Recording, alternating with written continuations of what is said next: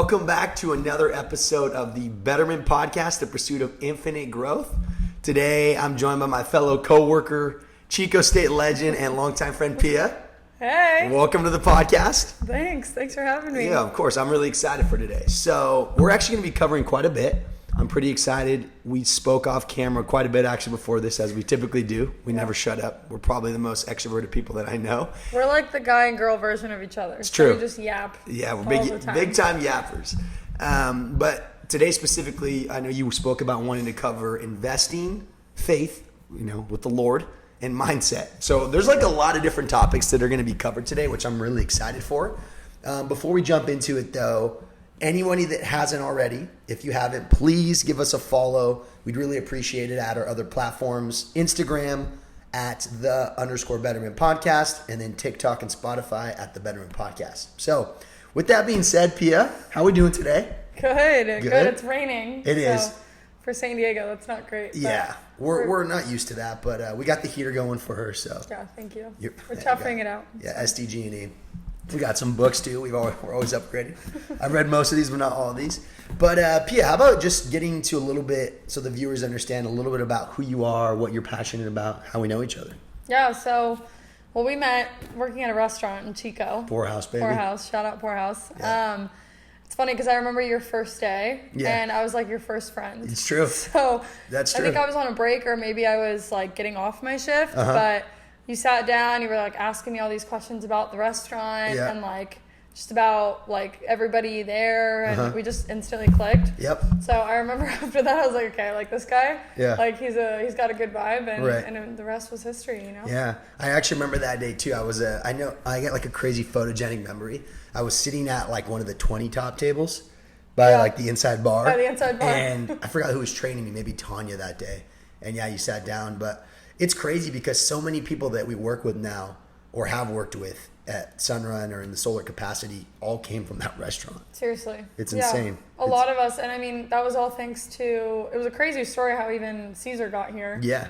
Through Nikki. Nikki didn't even work here, but he worked at the Poorhouse, and then, everything's connected. So it's really cool to see where all of us are now versus where we all started. Yeah. Which is going to be good too when we get into the mindset portion of it, because I can only speak for myself, maybe you a little bit, where our mentalities were definitely not where they're at today. But of course, as you get older, you get more wisdom, you have more experience, you surround yourself with new people and ideas, and then hopefully you alter and you change. But yeah, Pia, tell me a little bit about, or more for the audience, like what you're passionate about, why even those three topics is what you wanted to cover today. Yeah, so like when you asked me about like what to even talk about in the podcast, I was like, okay, well, what three things do I usually talk about or like I'm passionate about? And it's investing. So not necessarily money, but like just investing either your resources, your time, your finances, things like that. And then my faith is like super important to me. It's actually somewhat newer to me, like as of the last 2 years. So it's definitely something that's like completely changed my life and I'm really passionate about.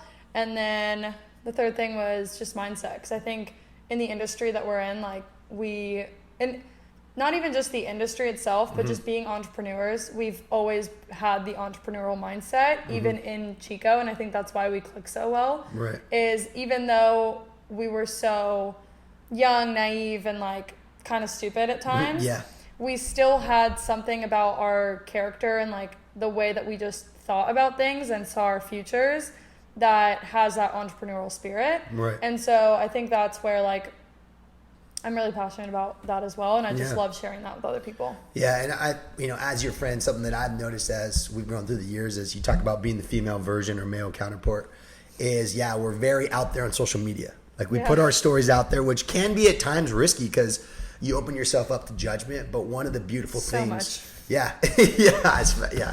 had our talks. But one of the beautiful things that comes out of it that I actually didn't even think about until we were speaking right now is like you're doing the same thing I'm doing in like a similar, but maybe in a different way. Because I don't even record when I was working on the doors. Like that's another level of vulnerability that I commend you for. But what ends up happening is you're documenting your life. Like above all else, like even the stupid Chico vlogs that I have or the podcasts that I have now or any of the self-reflection videos that I constantly make, I'm doing them mainly for one person, which is me. I want to be able to look back and see the development and the growth within my life. And you're doing the same thing by putting yourself out there, especially when it comes to door to door. Like, I'm sure you probably look back at a couple pitches you did a year ago and you're like, what the heck? Oh my gosh, now yeah. you see where you're at now, and it's just exponential growth. But I think a lot of people are very afraid to look themselves in the mirror or put themselves out there because you do get judgment. Well, that's also too why I love working at Sunrun Yeah. and why it's so hard to explain to other people like what we do, because I was having a conversation with one of my roommates the other day about, I just asked her, I'm like, hey, are you content with your life? Like, are you happy? And she's like, I mean, yeah. She like had to think about it for a second. And I realized that it's not normal how much we have to think about how we feel about our lives every single day.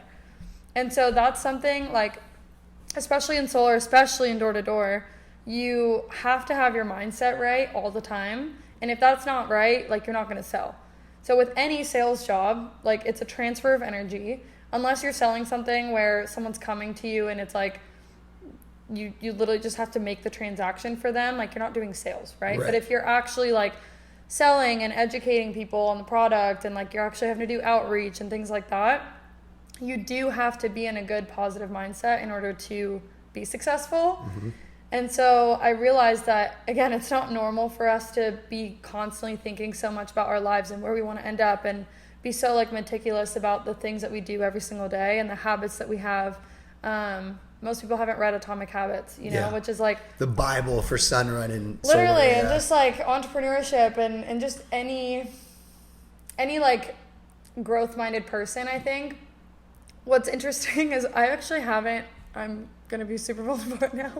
I haven't actually read cover to cover Atomic Habits, because every time I pick it up, no matter what chapter I'm in, I'm like, well, duh. Like, I already know this, you know? And so it's almost such a like common sense thing to me, because of how much it's ingrained in us at our meetings, you know, in the almost 3 years I've been doing door to door now. And even before that, like, I was at the South Carolina sales program in Chico, and they were teaching us sales. Like, I'm surprised that they didn't have us read, you know, some of these books. But the professor there who runs the program, Tom Villa, he's a phenomenal sales guy. Definitely prepared like a lot of us for actually being in sales and like coming out into the world, which I can say no other professor class taught professor actually taught any of that. So say the same thing. And Atomic Habits, just on that, it is, you know, by James Clear. Anyone that's never read it, Atomic Habits is, you know, top 5 book if you're trying to self-develop. In the self-development field, I think there's a lot of fluff, right? A lot of people that aren't even into it are turned off by it because of kind of the negative connotation it gets with the whole idea of, you know, affirmations and just thinking it. And I think a lot of reasons why people hesitate is because they've kind of bought into the propaganda of what they think it is. But I can truly speak, and so can Pia, Atomic Habits is not one of those books. This is a very strategic, science-based, and that's something that I look for. When I read these books, I don't just want to like, how do I feel good about money? You know, how do I feel good about myself? It's like, give me stories, give me data, give me evidence, and mixing what I call like the foo-foo with the science is where it clicks for me. Because I do highly believe in a level of like self-belief and motivation and willingness and growth. But I also do want to see like, hey, how is doing A, B, and C going to get me to X, Y, and Z? And Atomic Habits connects the 2 dots. One of the best takeaways that they talk about in that book is the 4 parts of a brain which trigger a habit, which is cue, craving, response, reward. And so what it means essentially is if you were eating junk food and you weren't aware of it, one of the cravings that happens is you have a cue. You see a fast food commercial about burgers. Then you have a craving. All of a sudden you want the fast food. Then you have a response. You eat the fast food, and then you have the reward. Now there's good dopamine, and there's obviously like bad dopamine as far as feedback loops. But yeah, Atomic Habits is incredible. But actually, you know what? Because we're kind of on this.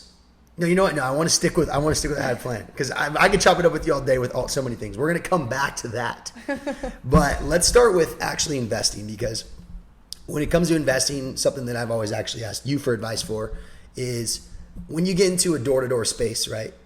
it's kind of a double-edged sword because you're 1099, meaning the checks you get are not taxed yet. You make a lot of money, literally the equivalent of like a doctor or a neurobiologist at a very young age. You can have relatively little experience, but I think a lot of people don't know necessarily how to save it. I can speak for myself. And it's kind of perfect that you're here because I think we have two different stories, which is like what to do and what not to do with your money. And I just want to start, Pia, by asking you like kind of what got you into investing. Honestly, I have to thank my parents. I have very financially literate parents, so shout out mom and dad. Let's go. Riveros family. Kika and Janino. So I think my dad worked at the stock exchange in Chile for, gosh, I don't know how many years, but before I was born. So throughout my life, he was always telling me, like, work for your money, like save. I don't know when exactly this was ingrained in me, but I just never felt comfortable asking for money. Like even to this day, like I have a really hard time with that. I even have a hard time like letting men pay for like a drink for me. Right. I've gotten really good at that recently, actually. But, there you go. Run it up. Yeah, I'm like, oh sure, like, buy me a drink. But no, I've always been raised like very independent. At a young age, I can get into a whole life story, but sure. The principle of not like feeling comfortable asking for money, I think made me learn at a young age that like, how am I going to pay for things? Because things cost money. Right. And so I was like, okay, mom, dad, like how can I earn money? You're not going to just give me an allowance for not doing anything, which I think is crazy when some parents do that. No judgment, but I don't know. A little bit. Just a little bit. Maybe it's no, I agree with 100%. And even if I wanted to go to like the movie theater, I was like, I need like $10 to pay for a movie ticket to go with my friends. So how am I going to pay for this? I started to figure out like chores I could do around the house that my parents could pay me for. My mom, she was such an angel. She would pay me, she had a bunch of like flower pots outside and she would pay me $1 per pot that I watered. Run it up. I'm like, that was such a steal. But she just wanted me to like do something while she was away on business. Her plants would die and her plants were super important to her, so it was a good exchange. So I ended up racking up, some good money with that. And then my brother and I actually knocked on our neighbors' doors. We made a little flyer. Wow, door knocking from a young age. I was door knocking at like... In Chile? No, this was in Kansas. Okay. At like... How old was I? I was like 10 probably. Okay. And we made a flyer. On one side, it had our dog sitting services. And then on the other side, we had our snow blowing, like driveway cleaning service. Nice. So my dad had bought like a snow blowing machine to clean off the driveway. And that thing's really heavy. So like if you've ever maneuvered one of those, especially like the older ones, you know that you can't just like pick that thing up and like take it like 5 streets away. You have to you have to basically with the engine on, like tread your way over there. So we kind of just stuck to like our cul-de-sac and then the cul-de-sac over, like 1 street over. But we made some good money doing that, just shoveling our neighbors' driveways. And then some of them also, when they were out of town, they would have us dog sit. So I always knew that, okay, well, how can I stretch this money? Like I didn't know the power of investing back then because like I'm not going to open up IRA Roth at 10 years old, right? Exactly. So, which would be sick to do. But, yeah. You don't know what you don't know. And in high school, I got into a personal finance class, which was like an elective that you could choose. And I was like, oh, that's super interesting. Like, how do I manage my money? Because I knew I'd always saved. Like, I wanted to save. I almost had this like scarcity mindset with money where, I started working at 14, got a job. Like, I don't even think it was legal for me to work, to be honest. Yeah. But they were like, oh, you're fine. Paying under the table. Right? You're about to, like, turn 15. Like, we'll just hire you. Right. And in Kansas, I guess you could do that. So anyway, I would just save a ton because my parents were constantly telling me, like, save your money. Like, don't just spend it on stupid stuff. They've never been materialistic. So it was pretty easy for me to do that. And then I was able to buy every single one of my phones. I never had to ask for money to go to the movie theater, to go out to eat with my friends. Like, whenever I wanted to do something, and I think that's what I liked about it, is like I had the freedom of being able to do whatever I wanted without having to ask for, obviously I had to ask for permission if I was going somewhere. Sure. But I didn't have to ask like, oh, mom, dad, like, can I go to this nice restaurant with my friends? It's like, well, no, like if you have the money to pay for it, like just go. Can I go to this concert? Okay, is it appropriate? Cool. Are you going to pay for it? Yeah. Okay, great. Like go. So it was just really the freedom part of it that I became obsessed with. So I always wanted to make sure I secured that. As far as investing, once I learned the power of that in that finance class in high school, I remember my professor telling me, this was back in 2013, 2016, 17, Okay. something like that. High school time though. Yeah. Telling me, hey, you guys should buy Tesla stock. And at that time, I was like, Tesla, like Elon Musk, like it was kind of newer at the time. Looking at the stock from back then now, I remember coming home telling my parents, like, we need to buy Tesla stock. Like, my professor said so, we have to do it. And I didn't know how to open up an account to invest. Brokerage account. Which I wish I would have pushed a little bit harder, because if I had stock now from like when it was... Even like 4 shares. Like Dude, what your return on it I is. would have like a couple $100,000 just from that. Yep. So once you like learn the power of that, it's like, okay, let me just constantly put money aside. Like every single paycheck, put money aside. It doesn't matter if it's $1 or $1,000. Like put something aside, it will grow. Yeah. There are so many life lessons there. I mean, one of them I actually want to touch on earlier that you spoke about is with your mom giving you an allowance, right? Because what it teaches you at a very young age is if you work for something, right, you'll be rewarded. And the idea that maybe you didn't even realize you made, but a point that totally resonated with me was your mom cared about those flowers, right? So you actually solved the problem. I think people can have so many different connotations about sales, but at the end of the day, mainly your main job is you're just helping alleviate people's pain and problems. And there's 2 ways people make decisions. One is through pain and one is through like reward, right? And so it's funny because pain is so much more of a motivator than want, I should say. And yeah, for that very little time when you were younger, you having the ability to understand like, oh, like my mom loves her flowers. If I can help water those, that's giving her a level of she feels respected, and energy is basically being transferred because you're taking on that responsibility and you're solving a problem. So I think that was great. Second thing I wanted to cover that you spoke about was from a very young age, right? You are a product of your environment, which kind of goes within our mindset, which we'll cover a little bit later. But if all you ever know is like save your money, be smart with it, don't waste it, you're going to grow up to be pretty successful because that's what you've been taught at a young age. Most people, I feel, grow up without financially literate parents. And I think that's really cool. Your dad worked for the stock market in Chile. That's like, we could talk about that after.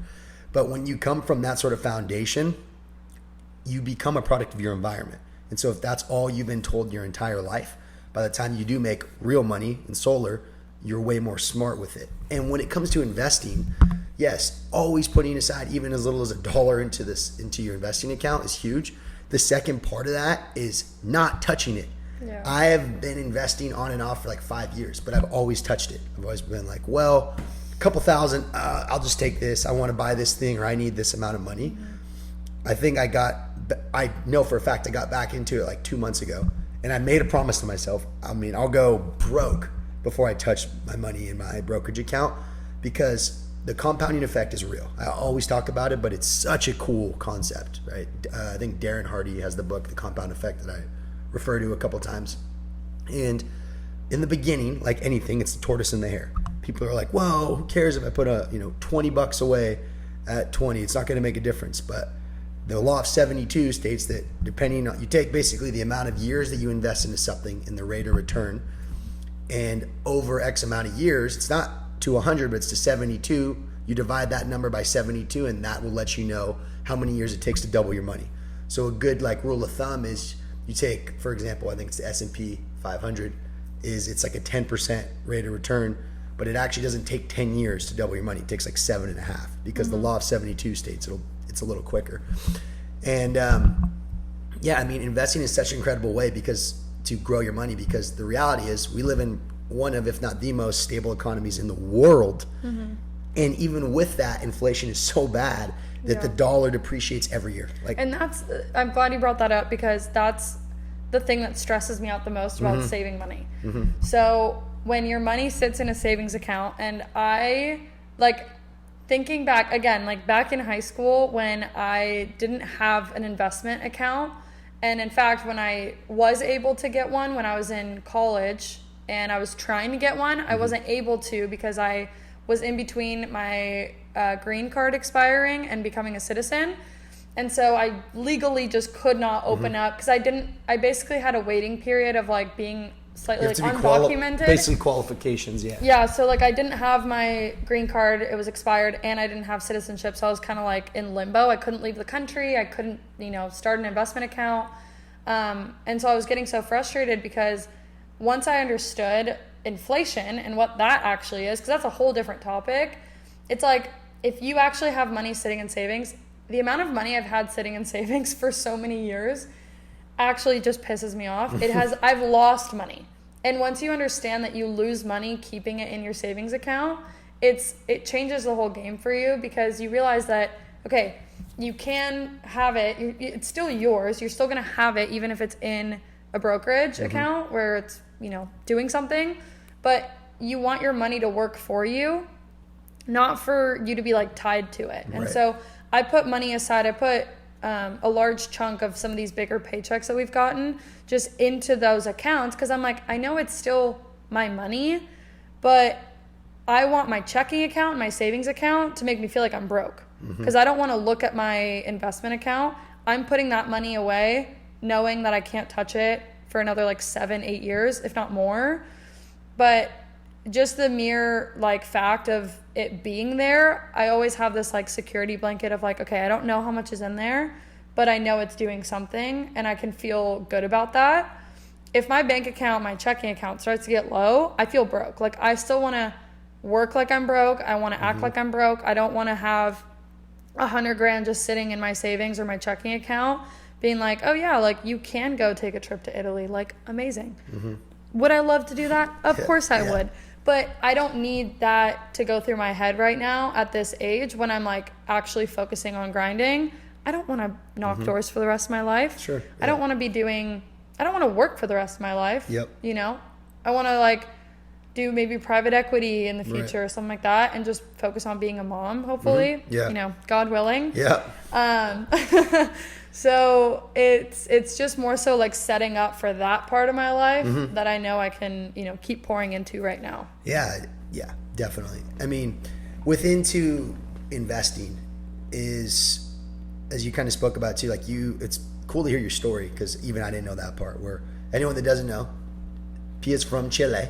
I worked at Chili's. No correlation. No correlation. Sometimes people think Chili's from Chile. No, it's not. Shout out Chili's though. That's right. So I put her on.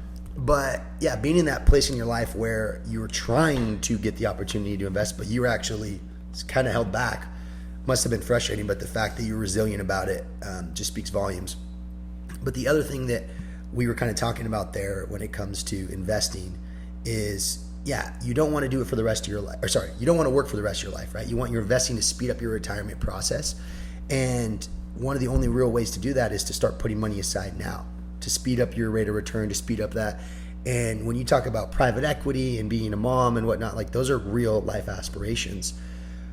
All successful people that I've ever listened to, they talk about, it's great. They always ask them like, what does it take to be rich? Or someone that's more, I feel like, self-aware or well-versed wouldn't even say the word rich. They say wealthy. I prefer to use the word wealthy too because to me it holds a whole different connotation than rich. Rich can be like short-term, very materialistic, but wealth is a whole nother level. Anyway. And it's more than just financial too when you talk about wealth. Yeah, exactly. But they all say you need to know how to sell. And I think with tying back to the door-to-door space, I am in the same boat with you, right? Everyone knows where I'm at with the whole solar thing, which we maybe get into in this episode. I'm like thinking about maybe I come back. Who knows? Disclaimer, airdrop, what? Surprise. But it's something that I've actually seriously thought about. That's good clickbait. Yeah, it is. It is. Me saying I left solar got the most views, so I need to do something that. All right. But back to the whole sales aspect. It doesn't matter what you want to do. Private equity, you want to start your business, you want to retire early. Whatever it is, knowing how to sell is like one of the most, if not the most important skills to growing. I think after sales, and maybe you get into marketing or networking or accounting. These are some other phenomenal skills and very crucial skills you'll need. but learning how to sell is such a difficult skill on paper. But if you really take the time to learn it, it's by far the most advantageous because you can apply it to your friendships, to your relationships, to your family, to the random person you meet at the grocery store. And being able to 10x that sales ability, which you've been doing in the last 3 years and I've done as well, speeds up your process to then go enjoy the finer things in life, which is, be a mom that has her own private equity firm or take that trip to Italy. But I think there comes a time in your life when you have to grind, and it's very cliche, but 20s are really the time to try shit out. And if you fail, you don't lose, but at least you learn how not to do something, because right now time is our friend. I talked about this on my last podcast with my buddy Tig. Time is your friend right now because you have so much of it. A lot of people that our age take that and think, cool, I'll just kick it for 3 years and float around. That's not what I mean by that. What I mean by that is now's the time to try something new like I did, or go into a new business. And if you fail, that's okay. You have time to recover. Mm-hmm. When you get older, the compounding effect is your friend, because at that point, things have really exponentially grown if you started around our age. But time is your enemy. I always like to make this analogy, right? If I were to snap my fingers and I said, you could be a billionaire, but you're 85 on your deathbed, or you could be 20 and homeless, most people would take homeless because as horrible as that is, they know they have their entire life to make it back. People are still alive. There's so much more life to be lived. And that's why money is very important, but time's the most important thing, which is why the compounding effect really works for you when you're young. Yeah, no, I totally agree. And it's funny the way you just brought that up too. It's like, if I think about what I would be doing right now if it's not Sunrun, I don't even really think about it ever, because I'm so bought into just being at Sunrun, right. And not necessarily just solar, but Sunrun. Yeah. It's a whole different thing from solar, I feel like. Sure. I don't even, anyway, I don't want to get into that, but Yeah. If that, for whatever reason, if Sunrun was gone, I probably wouldn't work at another solar company, to be honest. Right.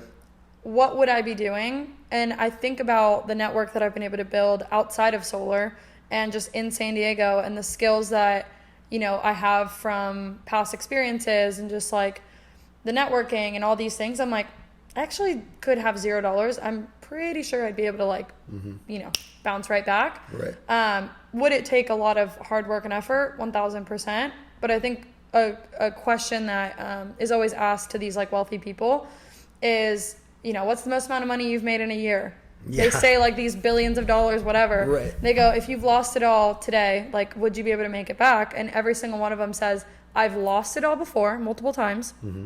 And yes, I would be able to make it back, because it's not about the actual knowledge about whatever industry you're in. It's actually the skills of selling. So if you can learn to sell, and everybody should, because you have to sell yourself to a job interview. I don't care if you're a biologist, you have to sell yourself in an interview. They're going to hire you for you and your skills, not the other person, because, if you know how to present yourself well, then yeah, you're exactly. going to do well. Yeah, exactly. And yeah, it's sales is really everything. And one other quick thing, I pulled this little stat up because I do listen to a podcast called the Money Guy podcast I was telling you about. Anyone that hasn't heard it, you should check it out. They're kind of advocates and work closely with Dave Ramsey. Obviously, his style of investing isn't for everybody, but it's a very credible source, right? These guys aren't just Joe Schmoes. And one of the things, I listened to their podcast yesterday, and I was like, oh, this is cool. The average person actually doesn't start investing until 33. That's crazy. So isn't that insane to think about? That's so wild. 33. So think about anybody that's around our age. And once again, if you're 30, 40, 50, that's great. Start when you can. But anyone that feels like they're behind the 8 ball, because I do, I'm man, I'm 26. I've made all this money. Where to go? It's well, Nick, you still have time. But start those habits now. Well, and I don't know what Dave Ramsey's stand is on this. I think I know, but I think a lot of people in today's economy, it's just super unfortunate, but they're living paycheck to paycheck. Yes. And they're in student debt. And so I think when thinking about investing, and I know several friends of ours that think this way, they're well, I can't start investing until I get this stuff in line. And it's yes, true, but you actually can. So if you have student loans and you're making your payments and stuff, and you can stretch, again, even just $20 a month from your paycheck, that maybe you don't spend on a drink that you go out and have on a Friday night. Like, I've always, once I moved to San Diego, I stopped drinking because I went into Mavericks and I paid $14 for a high noon, and my jaw dropped, and I go, I actually don't need to do that. Yeah. Like, whatsoever. I can buy a whole case of high noons for $14. Yeah, that's true. Why am I paying that at a club? That's such a waste of money. And so I was like, okay, if I take all the money that I would spend going out and partying and I just put that in an investment account, oh my God, that money's actually doing something for me instead of me buying stuff that's just hurting my body and making me less productive and unhealthy. Like, once you have that switch in your head, it's like, okay, now you can start working. You know, it doesn't matter what financial situation you're in. It's just having little mindset shifts like that are going to change the game for you completely. Definitely. And it comes down to being like self-aware. You know, it's kind of like the short-term discomfort for the long-term gain, or short-term gain for the long-term discomfort. People don't think about it, but those $10 drinks at the bar add up. And it's crazy because most people you ask, especially here in San Diego or Pacific Beach that are around our age, you know, if we said like, hey, you know, would you be willing to invest $100 into the stock market? They would say, hell no. But I'd say, hey, do you want to go out tonight? They'd say, hell yes. And they're going to spend over $100 on drinks. And you think about it, I believe I like to party, right? Everybody has their things, but there's a time and a place for it. And people don't realize, especially college students, because I was the same way, is you start blowing all of this money for what? Short-term pleasure. The next day you wake up, you're hungover, your mental health is shot, your physical health is down, your bank account's hurting, versus just taking that money, investing into the stock market. And hey, once again, we're not saying never go out, never party, right? But it's like, maybe do it once a month. Like, that's something that I've gotten a lot better at. Once a month I'll go out, or maybe once every other week, but it's one day a week, not 2 or 3 days. But I actually, kind of on that, I want to transition to mindset, because I think this is an area we started with. We're gonna get more into it, but you covered a lot of it, like indirectly, Pia, talking about like social circles and investing and being around your family at a very young age and what they've instilled into you. What sorts of things are you doing daily that have helped improve your mindset? This is going to tie into our next topic as well. Faith, sure, and you can kind of go hand in hand. That's I think all of these topics they all tie into each other. So which is why you picked them. Yeah, that's right. It's just life, you know. Dude. I would say that my faith has just helped my mindset so much. For those who don't know me, I grew up Catholic, and I grew up going to church basically.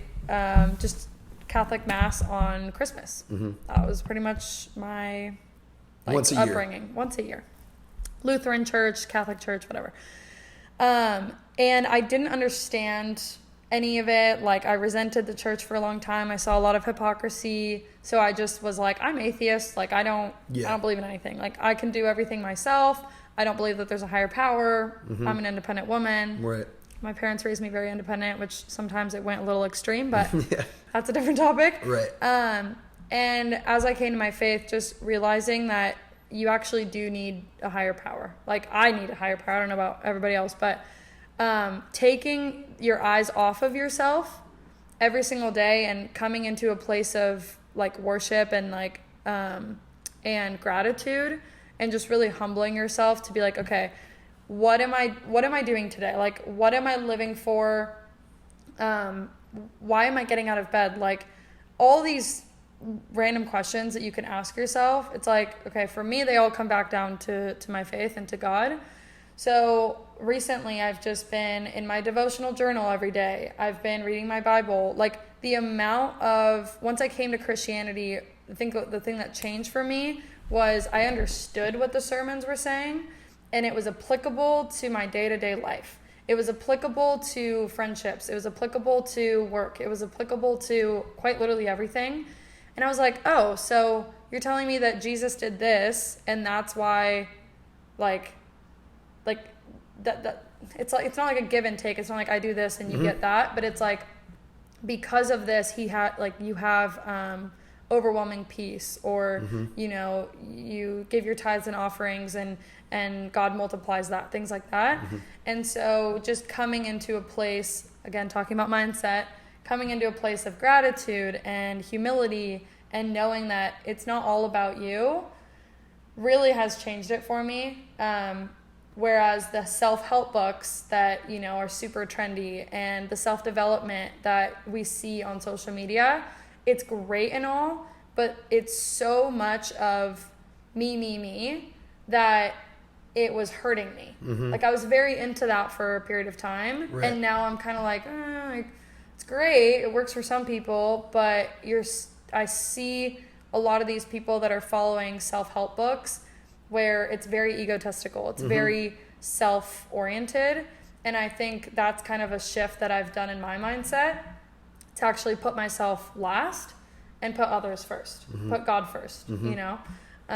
It just helps with everything in life. It does. And I mean, I'm a Christian myself too. Something that Sarah and I have been doing is, you know, we go to her local church in Orange County. And yeah, I mean, you really do tie both of them in together when you think about faith with mindset, if you are a Christian or someone that's like a believer in faith.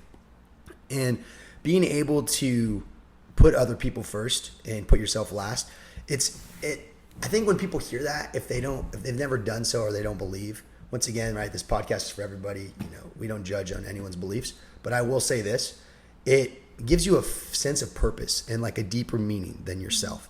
And a good example that I always like to give or think about, kind of like a frame, is imagine being ultra wealthy, famous, successful, and you have no friends. It's like, how meaningful and purposeful would your life really be? And one of the only ways in my mind that you're able to really gain purpose is to have people around you. And especially within the faith community, right? You have church, you have like youth groups, you have so many different ways to connect. And it ties hand in hand with mindset, because at the same time, you're able to indulge yourself into, you know, God and other people that believe what you believe. So there's a level of networking, which almost can tie back into like investing.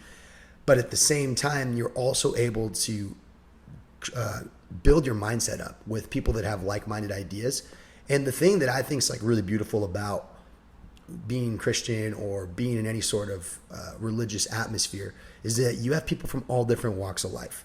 You have like, you know, felons, prisoners, you have, you know, first responders, you have military veterans, you have homeless people, you have wealthy people. And at church, the whole idea is that we're all equal, right? It doesn't matter who you are or where you're from. We're all equal and we're all sharing a higher purpose. Nobody's better than anybody, and everybody's here to help somebody else grow. And I think it's like a really cool idea, because what ends up happening ends up manifesting in your day-to-day, and how you treat people and how you think about yourself continues to grow, because you know you're not just serving yourself, you're serving someone much higher than you. 100%. Yeah. And I think that, like, I mean, you have stories like Jesus is the only person who's perfect, right? And then we all strive to be like Jesus, but no one's going to ever be perfect. So, I think it was actually a Super Bowl commercial last year, which was awesome. It was Jesus actually washing everybody else's feet. It's like, he's not above anybody else, even though he is the most perfect. Right. He's not above anybody else. He's actually serving other people always. And it doesn't matter how much money you have, how many friends you have, how, you know, whatever. Again, you have to have something higher than yourself to humble yourself. Like, I don't know how I went through so many years of my life thinking that I was in charge of my own life and my own destiny, and that I was only serving myself. Like, yeah, I cared about other people, but at the end of the day, it was like, how do I make sure that I'm good? And even when it comes to any sort of struggle that you have, it's like, okay, how can I get myself out of this? Now my mindset is, God, please help me. Like, I can't do this without you. And I can't think of how I survived so many years, like, not going to God for things. It's crazy now to like talk about, because people who knew me back in college were like, you did not talk about God. You were not like a godly woman or anything. Right. But I think when you have that come to Jesus moment, everything changes, and it's like, it really can happen like overnight for people. Definitely. And I think one of the things that's important too is like finding a good like church group or group of individuals that it kind of matches your vibe too, because I've heard of people being like, well, I go to church, dude, and they're all weird there. It's culty, right? Yeah. And that might be the case for that individual church, but it's kind of like dating, right? You don't give up after the first church. You keep going until you figure it out. And whatever message resonates for you, then you spend your time with that group. But the very first step, it's kind of like the same idea as investing too. You have to be open-minded. You have to be willing to receive, right? Willing to receive God's love, willing to receive abundance and wealth, and understand that things are not always going to be easy, right? The reason why people are happy is because they've had sadness, right? Reason why there's no light without dark, right? It goes back and forth, good without evil. So to understand that, hey, just because you start believing in God doesn't mean everything's just sunshine and roses. Yeah. In fact, anything, life will be pretty hard. But having a really deep understanding and more higher consciousness of knowing like, this is all meant to make me a better version, right? What doesn't kill me makes me stronger. And that ties directly into, your relationship with God. And I've said this for years. I've been praying, like I grew up Christian. My parents divorced when I was young. Then we both of them actually took me to the same church separately. It was a really cool, non-denominational Protestant Christian church called, oh my God, why can't I remember it now? Discovery. And it was cool because it got me into the Word of God, but from a more authentic and applicable sense. Like, how can I use this in my day-to-day? Versus Catholic, and there's nothing wrong with the Catholic faith. It was just a little bit harder for me to translate into today's world. And so when I went there, I was able to get a lot of exposure. And then once I got my first job when I was like 16, I no longer had to go to church. I got to that point where I'm like, oh, I'm sick of this. I don't need to go. That constant defiant late teens. And even throughout all of that, I would continue to pray. And it's important to know that being Christian or whatever religion that you focus on doesn't necessarily mean, you go to church and now you're Christian. It's how you carry yourself. It's how you treat other people. Yeah, because there's a lot of people that go to church every Sunday. They go they're twice going to a hell. week, and they are not. Yeah. They're bad people. Yeah.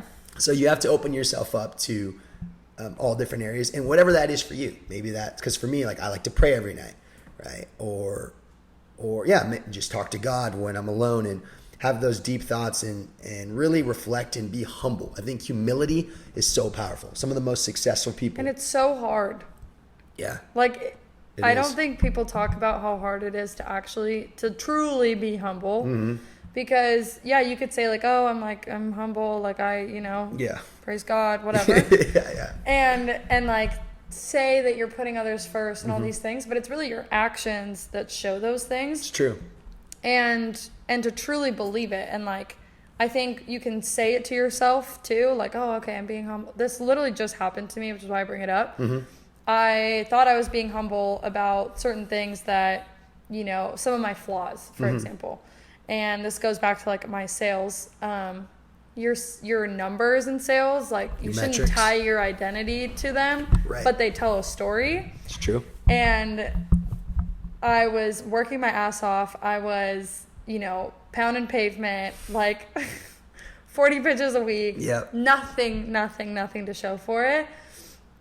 And, I was like, well, I'm good at this job. I've been doing this for so long. Like, again, me, right? Mm-hmm. Like, I can do this. I can figure it out. And then it took a dear friend of ours to kind of, like, put me in my place and be like, you did know how to, like, your skill level for that was up here probably, like, a year ago. But, like, you haven't worked on that skill. So it's probably down here now. Mm-hmm. And I was like, oh, shoot. Like, you're probably right. Yeah. I didn't want to tell him he was right, yeah. But, I prayed about it, and God was right. So, yeah, that's right. He was just the messenger. Uncle G. Exactly. You know exactly who I'm talking about. Yep. Anyway, so I guess being, like, truly humble is something that we constantly have to work on, and it's not just a given. It's not like, okay, today I'm going to decide to be humble, and, like, that is what it is. It's actually something you got to, like, work on. Yeah, and when you're humble too, what happens is there's a level of authenticity that rubs off on people. And though it's not important to be liked by everybody, the people that you're trying to attract in your life, or those people that you're hoping to share similar ideas with and values and morals, you will attract those people. Yeah. If you're not humble, right, and you say you're humble, people will smell the bullshit. They're like, you're just saying that to be liked, or you're just saying that to seem like a good person. So at the end of the day, just keep that in mind. Something I wanted to actually also ask you, Pia, is when were you first introduced to like God? Because I also do remember, I think I even remember you asking you in college, like, hey, do you believe in God? And I think I remember you telling me like, nah, not really. And like over the last 2 years, you've obviously flip-flopped. You're like fully devoted now, which is awesome to see. You're very public about your faith and willing to lend a hand to anybody that, has questions, which I respect. What got you into it, or like how were you introduced to God? I love that question because so to kind of start off, like I already shared a little bit earlier about how I was raised, Catholic, whatever. Right. In college, it was about my senior year. And in college, just to kind of paint a short picture, I was partying a lot. I was working a lot. I was a great student. I was working multiple jobs. I was a volleyball player. I was the president of the volleyball team. Like I had a lot of hats I was wearing. I was also, very social. I was on the wakeboard team. I had a lot going on.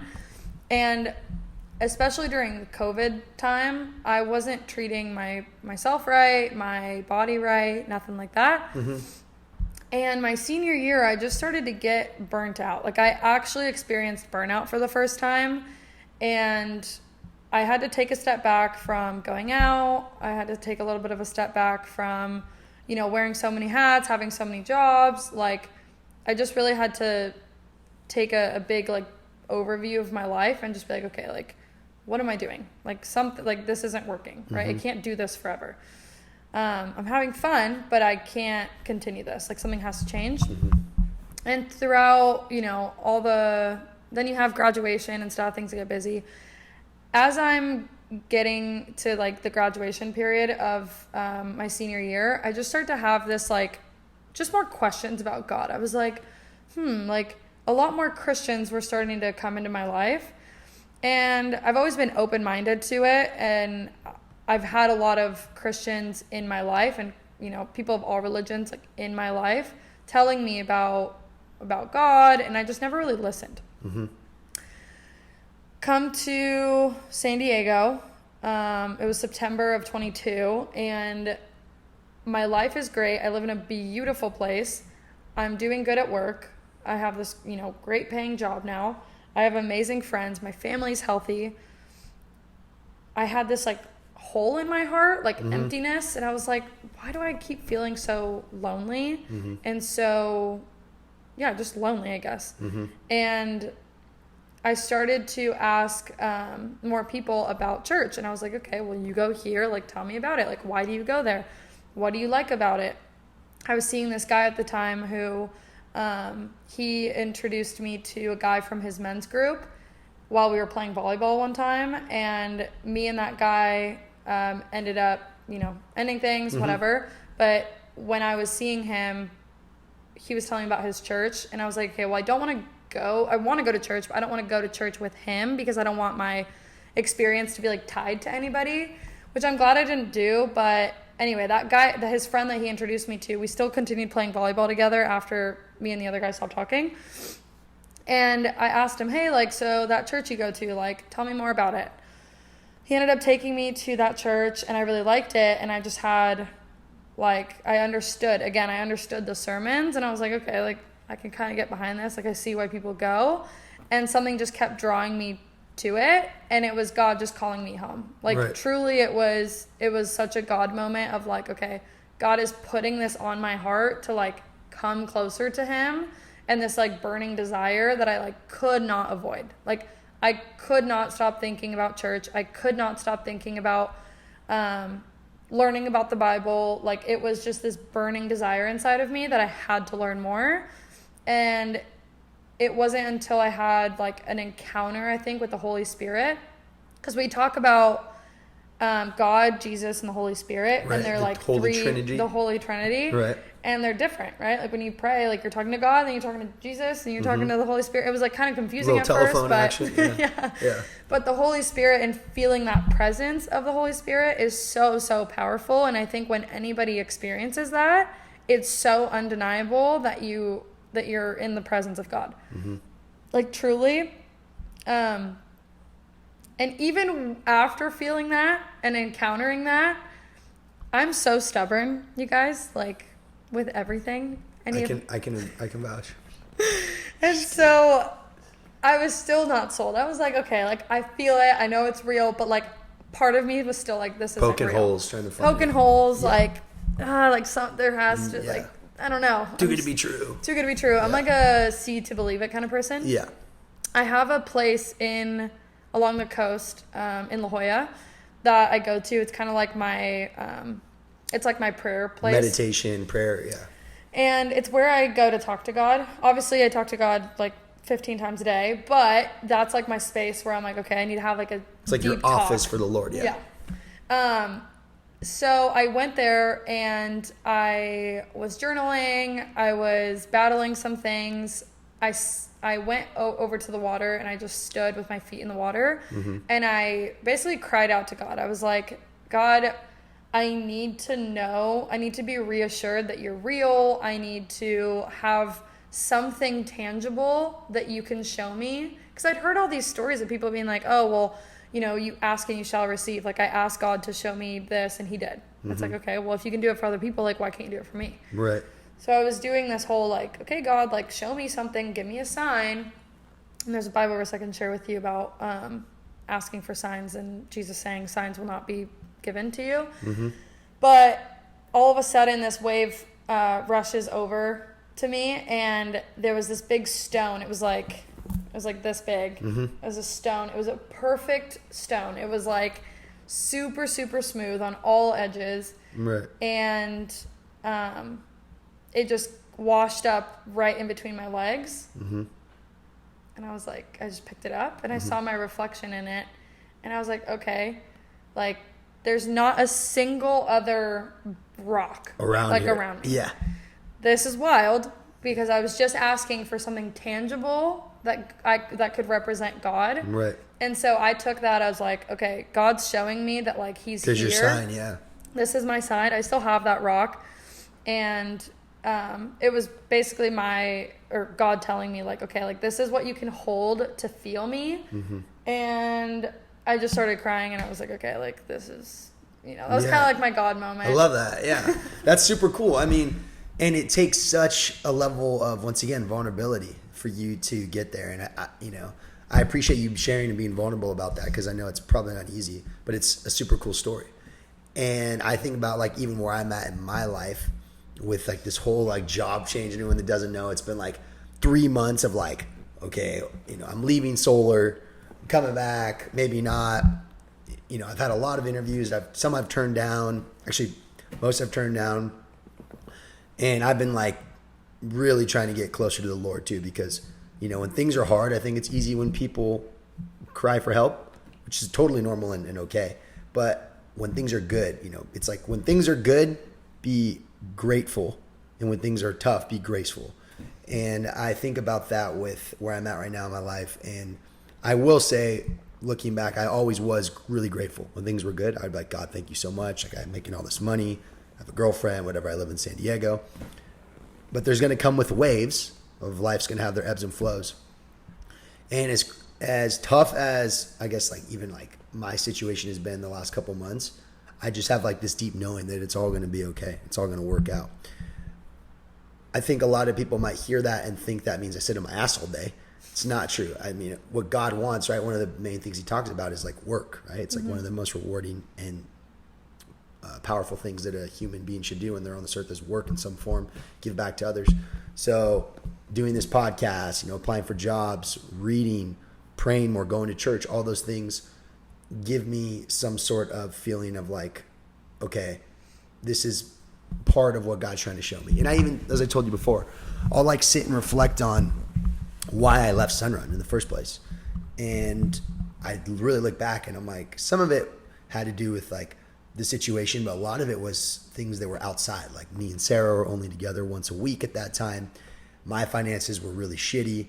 The office was going through like some tough times, and I reflect on all that, and I think about where I'm at now.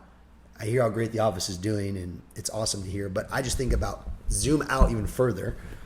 Where was Nick's head at then, and where's it at now? And there's so much I have to be grateful for with the job of Sunrun that I wasn't really aware of at the time because I was kind of blinded by all these other lights. And I think it's really taken like the last 2 months to like sit in my house and like really be in my thoughts and be like, well, where am I going with my life? And what kind of things was God trying to show me? And I think he showed me so much. Had I not left Sunrun though, I don't think I would have been able to see those signs. And so you needed to do that for sure. Yeah, I don't regret it. I needed to do it, but it's really important I'm always trying to reflect like, okay, what's the lesson here? What's God trying to show me? How is this going to change my thought process going forward? And yeah, it's incredible. I mean, anyone that believes in God in any form or capacity, or even if you don't, it's crazy because there are so many people, even like atheists, it's funny enough, that will like quote the Bible or believe in the Bible, which tells you to some extent they believe in what the truth is. But like Pia, and it's great that you brought up your points, a lot of people are stubborn and they're not open to it. My little 2 cents to advice is, okay, if you're stubborn with religion, that's only one aspect of your life. What are the areas are you stubborn to? And I feel like the part of living is to have a full human experience. You can't do that by yourself. We talked about that earlier. Mm-hmm. You have to open yourself up to a relationship, right? Me and Sarah, I mean, I was single for 4 years, to God, to working for a company that maybe is not something that you ever would have thought of with door to door, to different cultures and different ideas. And this isn't just saying this to make people feel good. It's the reality of the situation is people that are most successful or most just fulfilled in life are those that have the highest level of humility because they understand that they can't get anywhere in life without giving themselves to others and being able to receive from others. Mm-hmm. And God is like the ultimate version of that. Yeah. But this can trickle down to other areas of your life too, whether it's getting, some tough feedback from your boss or your girlfriend or friends. Having that open-minded humility to understand that if those people are good for you in life, because not everybody is, there's haters. There's a difference between haters and naysayers, right? A naysayer could be like your family. They love you. They just are worried that if you take this job, it might not work out. Mm-hmm. A hater is someone that specifically wants to see you fail every single day of your life. And so that's a whole different conversation, but differentiating between the two can be very powerful. Because naysayers can stay in your life. You just keep them at a distance. Haters, you block out. Yeah. But yeah, I really appreciate that. The last thing I want to talk to you on this part, Pia, is can you think of a time, I'm sure you can, and maybe that was one of them, when you were really struggling and God was able to pull you through? Oh my goodness. I feel like that's like every day I probably have something. Yeah. What's like a really tough time though? I would say you kind of touched on it earlier, but like the office going through some tough times. Yeah. I think everything that has happened to our office has kind of been a God story. Mm-hmm. I think back to even before you got there, what was it? It was last year, 2023, but early 2023. Gosh. So I think this must have been the end of 2023. So. Well, I've been there since mid 2023. Okay. So end of 2022. So you were there. Oh, nice. So, towards the end, like Q4 of 2023. And I was praying on Sunrun. I was just praying over our leadership. I was praying over the company. I was like, God, if there are people, things, in the organization that don't serve the greater purpose, that don't serve the people that they're supposed to be serving, that they're bad for the company, that whatever the case may be, like, please remove them from the company. Mm-hmm. Like, or if I'm not supposed to be here, like, remove me. Like, I was just like, God, like, I want you where you want me to be, and I want you to, just bless over Sunrun, because I believe in Sunrun so much. Like, I always have been from the jump, from the get-go. I was like, this is an amazing company. But you hear so much noise, again, like being vulnerable online about, our job and like what we do. We expose ourselves to so much hate, and not necessarily towards us, but like towards our industry, towards our company, towards our leaders, like towards just everything. Mm-hmm. And I'm trying to think of where I was going with this. Oh, so then fast forward, I'm in Chile on vacation, and I get a call from one of our old DMs, and he's like, hey, so just so you know, when you get back, like, the office is going to look a little different. Like, this just happened. These people are, getting fired. Yeah. You remember, you know what I'm talking about? Yep. And picking up what you're putting down. So I got back, and it was crazy like, time. hey, these people, like, fraud, whatever, like, gone. Cool. So that's 2 people gone right there. And I was like, okay, like, I see you, God. Like, that was a quick response to my prayer. Yeah. And I didn't realize, I thought that was it. Like, that was the answer to the prayer. Yeah. But I didn't realize how much more was going to unfold after that. Yeah. Like, again, this is just a 2-hour topic in itself, but there's so much more that unfolded after that. So many people leaving, so much restructuring, so much change that even now at the point that we're at with our office, like, we had to tear down to the, like, bone. Like, imagine, like, you're digging up a cemetery. Like, it was like, you're getting down, like, not 6 feet, you're getting down, like, 20 feet just to make sure that the roots are, like, gone. Yep. And now we're rebuilding. So it was such a, like, long, sometimes you don't realize the things that you pray for aren't going to happen the way that you think they are. God works in his way. And it's on his time, not yours. And it's on his time, and he might do things that you're like, I don't know, like, that's not what I was asking you for, but it's what needs to happen. And it was hard, and it was harder and harder every time. I was, like I said, I think even Ty Williams gave this analogy to one of our leaders, but he's like, the problems that were happening in that office are so deep rooted from so many years prior that it's like a hoarder's house, and the backyard is just, like, full of junk, and you've cleared out the junk, and you think you're done, but now you have to, like, pull out the weeds. And then you realize that there's, like, roots that, there's, like, a neighbor's tree that the roots are, like, in your backyard, that now you have to, like, get a freaking, like, industrial size, crane to out, like rip it out, and then you have to go deeper and deeper and just clear everything out to have, like, a good solid foundation. And it was, like, layer after layer after layer. So in that time, I was going through it. Like, I was still working, I was still doing my thing, but every single day was a struggle. And this is kind of around the same time that, you were thinking about leaving, and we weren't doing good, and you weren't doing good, and it was so hard to see, like, outside of that. But sticking to, like, God and just knowing that he has a better plan, like, we will see the end of this, was so reassuring. Every day I pray, God, I'm going to take a step. You guide that step with your will. So whatever your will be done, I'm just going to take the step. We need to take action on our end, but at the end of the day, it's like, where does God want us? That's up to him. Right. That was kind of a, long story long, but no, I hope it answers the question. No, it does. I appreciate that. And what P is referring to was, I'll just say it like this. Our leaders told us, and they've been in the industry a very long time, that was the hardest fucking transition ever. Like, that was incredibly challenging. There were so many obstacles that had to be overcome. It wasn't like one problem or 2 or 4. It was like 55. The way that they handled it was also it just showed me, like, how lucky we are to have the leadership we have. It also showed me that things will literally get way worse before they get better. Yes. And as you referred earlier, the 2 people that got let go early on, we thought that was the end. That was the tip of the iceberg. We thought that was bad. That wasn't even bad. That was, honestly, still love those guys. Yeah, for sure. But just what we thought, like, oh, that's going to change the office. Oh, no, there was so much more to come.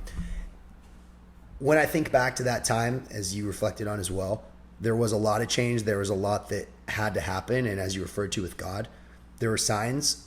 And it doesn't necessarily mean that those signs are signs that you're going to necessarily love, but they need to happen. In hindsight, Vision's 2020. Because of those things that have happened, like, I've seen the growth in you, I've seen the growth in Grant and Caesar and the leadership there. Even for me, while I was there for most of it, it was such a valuable lesson. And the reality is, you don't really learn that much when you win. You learn all of your life lessons and you get all of your experience and maturity when you lose or when you're faced with difficulties. Thinking back to that time, there was a lot of difficulties that all of us were exposed to, both emotional, like just so many different levels, financial. Trust issues. Yeah, trust issues. However, because of that, I think it's elevated everybody's mentality, exposure, and willingness to bear discomfort unlike ever before.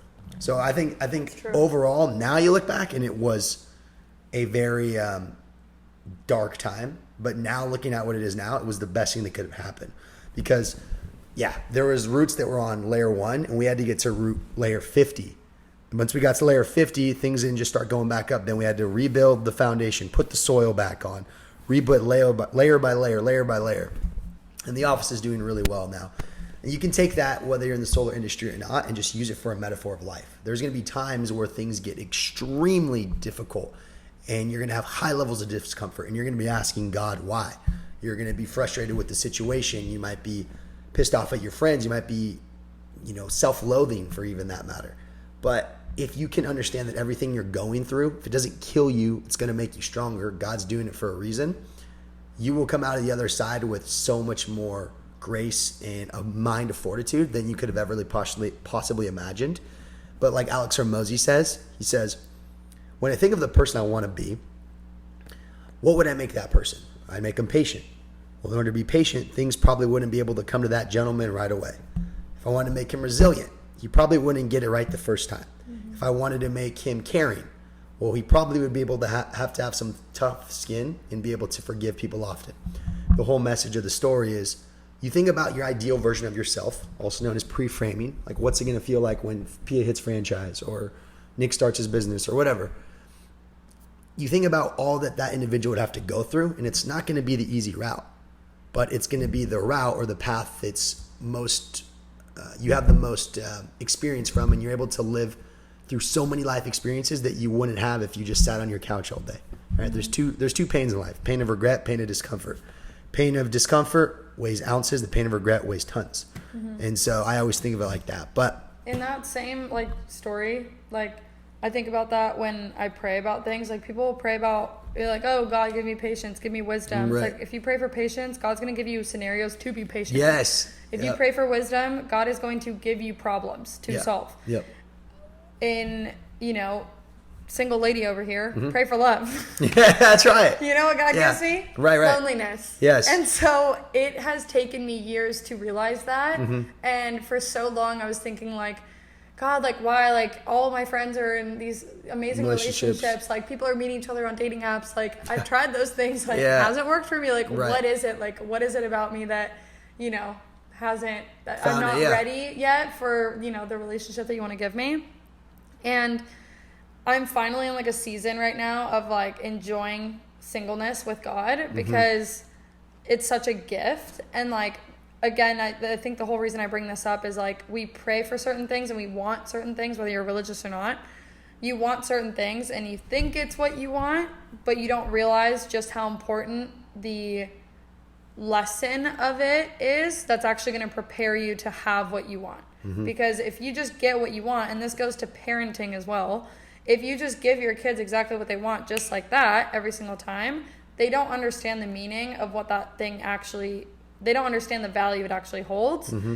But when you are able to have the tough side of things and you're down in the trenches before you actually achieve something, that's when you actually hold the prize with more value, right? Yeah, it actually makes me think. I just listened to this recent podcast with Tony Robbins and Jordan Peterson, two remarkable individuals.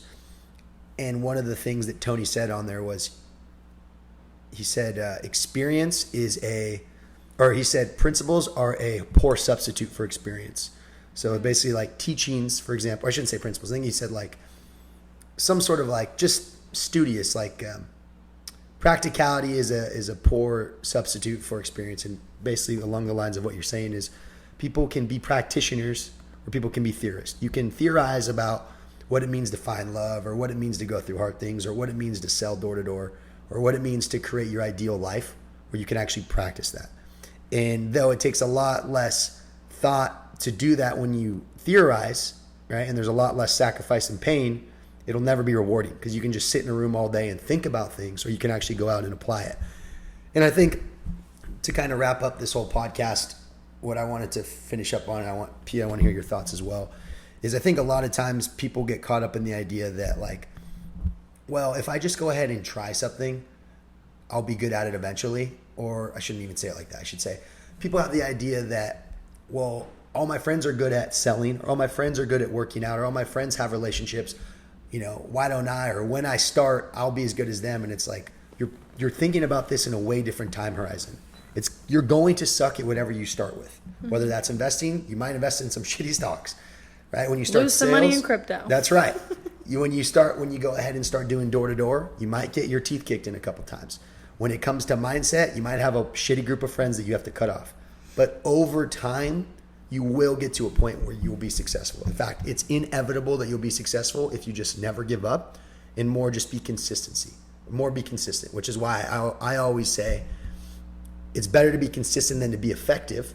Of course, you want to be both, but if it comes to being effective for a short period of time, which is what typically people think of when it's being effective, or being consistent over a long period of time, take consistency all day, because over time you will build momentum and you will see, oh, the feedback loop gets faster.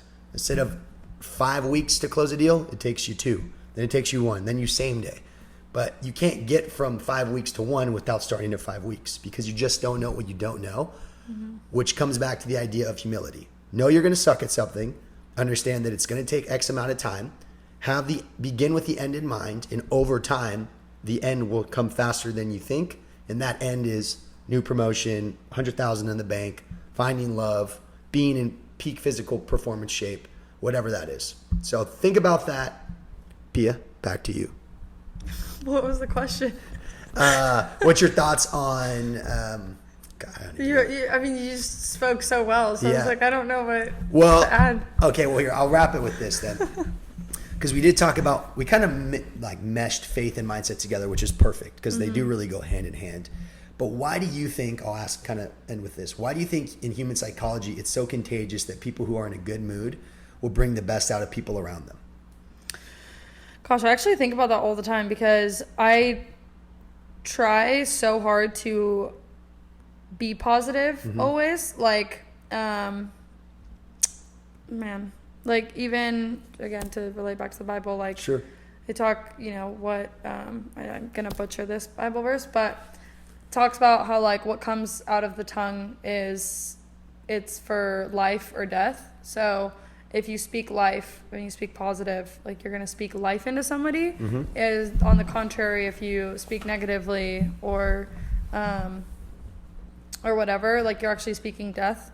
So, the tongue has the power of life and death. That's what it is. Right. So that makes sense. The energy that I always try to like give out to people is like when you walk into a room, like, do you want people to be excited that you're in the room and like happy about it? Or do you come into the room and everyone's like, oh gosh, like Pia's here. Like, God damn, Yeah. Because you want to be liked. I want to be liked. I want, people to be like, oh yeah, let's invite Pia. Like she adds a good, vibe and element to the group.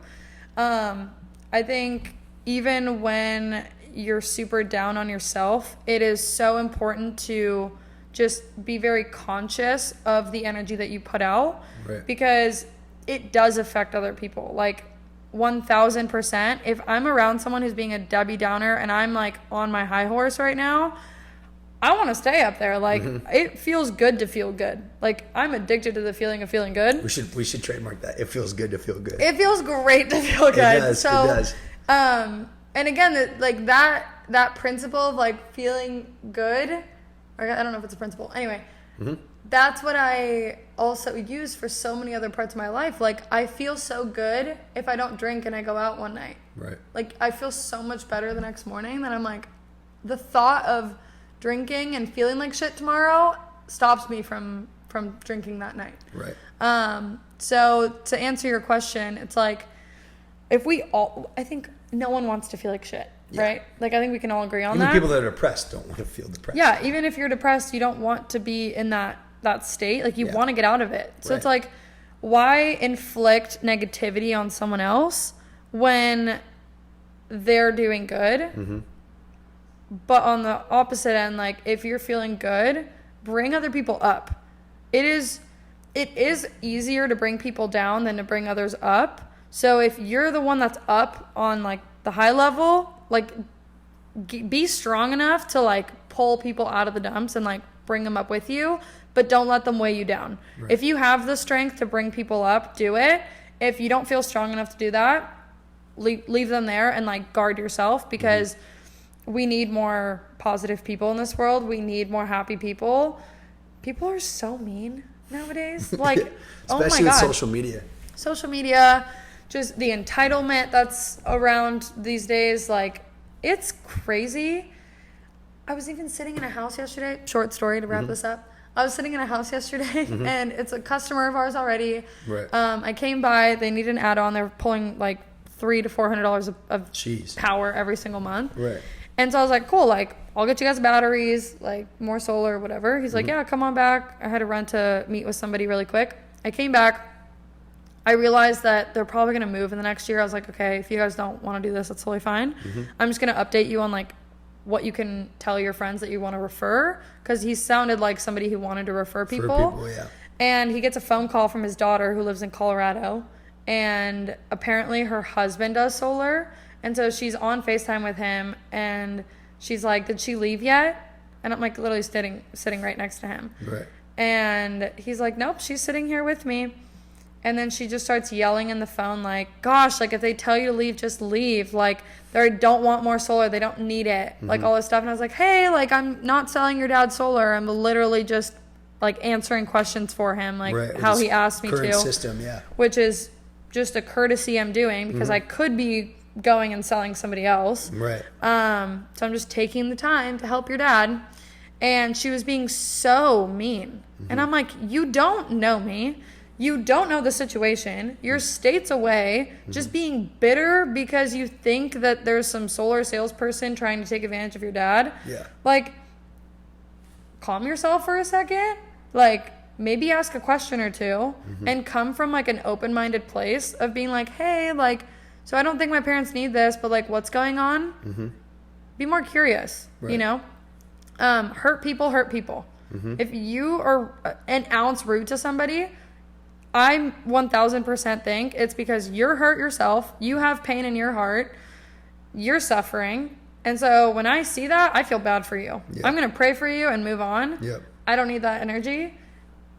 Just surround yourself by positive people and shut it down if someone's being negative around you. Yeah. Like, super quick. Yeah. You have to guard your mind, because there's so, especially now in today's world, right? It's so easy to get caught up in social media, gossip. And honestly, there is dopamine. Like, there's studies that show, like, gossiping and talking shit will release temporary dopamine in certain people's brains, which is horrible, but that's the human brain. The other point that you brought up, which I love because it's actually one of 4 little lessons that I want to live this year by, which is be more curious. You will find out so much more about the people you're working with, the company you're working at, the girl you're talking to, or the guy you're talking to, by just asking more questions. People are so quick to assume without just asking a simple question or two. You would be surprised, especially in sales, the amount of information that you can obtain by just asking questions and coming from a genuine childlike curiosity standpoint. Because when somebody asks you a question, people love to talk about themselves. People love to control a conversation. It's honestly ironic. I'm sure you probably know this, but there's a saying that says the person that asks the most questions actually controls the conversation. That's what we do in sales, right? You're leading the customer to understand their own realizations.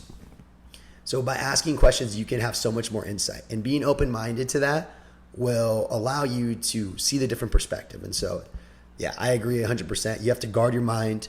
If somebody's being really rude to you, especially on the doors, it'll happen a lot. You have the perfect mentality for it, which is you don't take it personal, feel bad for that person, but not in a petty way, but genuinely feel bad that, man, that person, maybe their kid is sick, or maybe they just got fired, whatever it is. But you'll have more empathy, you'll have more compassion, and your social battery won't drain as fast, because framing is everything, but you have framed that person, instead of being a dick, to oh, dude, I actually really feel bad for that gentleman or that lady. Like, they must be having a really tough time. And you can live a lot better life. It's not easy, but it's simple, right? It's definitely not easy. It's not easy. There's like two things I've heard before, which is difference between simple and easy. It's simple to get up every morning at 5 a.m. It's not easy. It's simple to go to the gym every morning. It's not easy. It's simple to work every day. It's not easy. It doesn't take much brain power to go do the thing, but it doesn't necessarily mean that it's comes with ease. Yeah. So with that, Pia, this has been a banger of an episode. It's the longest one I've ever had yet. Oh, I knew this was going to be long. We like to yap. I think we do, but you brought a lot of great points. So I just want to let you know this is going to close out another thought-provoking episode of the Betterment Podcast. Pia, once again, thanks for taking your time out of your day to share some insight with the audience. Thank you. Follow me on Shine with Pia. There it is. Yeah. Any other plugs? Well, no, I think that's my solar Instagram. If you want my personal, it's just Pia Riveros _. There it is. And what final thoughts did you want to leave us with today? Just see good, do good, like be a good person. Just be better. Love it. Like 1% better every day. If you're not adding, you're subtracting. So, just be a little bit more conscious as to like your actions and your words, and how you present yourself to others. So true. Be better. Betterment Podcast. Yep. This, we appreciate all your support. One last time, remember to share this with someone that you care about, or comment what idea was most impactful for you. Pia, thanks again for being here, and thanks for having me. You're welcome. We will see you guys very soon. Adios.